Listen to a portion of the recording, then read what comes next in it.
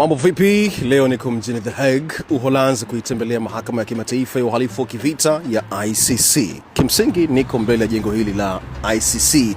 Hii ni mahakama ambayo inashughulika na kuwajibisha watu kwa makosa mbalimbali. Kosa namba 1 ni uhalifu wa kivita, kosa namba 2 ni uhalifu dhidi ya binadamu, lakini namba 3 ni mauaji ya halaiki. Mahakama hii inatajwa kwamba inawasakama sana watu kutoka Afrika. Kwa nini? Hilo nitakwambia hapo baadaye. Lakini hivi karibuni tumeshuhudia jina maarufu ama moja jina kubwa ulimwenguni la waziri mkuu wa Israel Benjamin Netanyahu likiwasilishwa katika mahakama hii ya ICC. Lakini pia rais wa zamani wa Ufilipino Rodrigo Duterte, kesi yake inaendelea kusikilizwa katika mahakama hii ya ICC. Lakini Afrika Mashariki pia tumeshawahi kushuhudia jina la rais wa sasa wa Kenya William Ruto, jina lake lilishawahi kuletwa hapa na likafanywa kazi kwa makosa mbalimbali.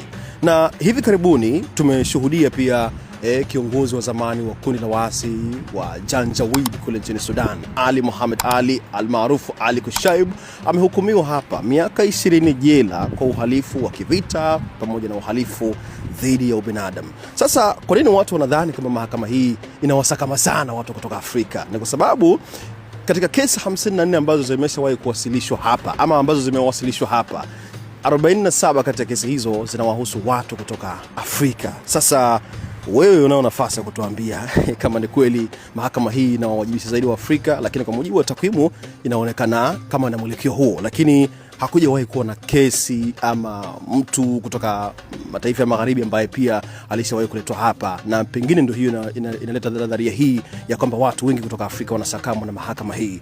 Una nafasi ya kuniambia hapa katika sehemu ya maoni kwamba una maoni gani kuhusiana na mahakama hii ya kimataifa ya uhalifu wa kivita ya ICC.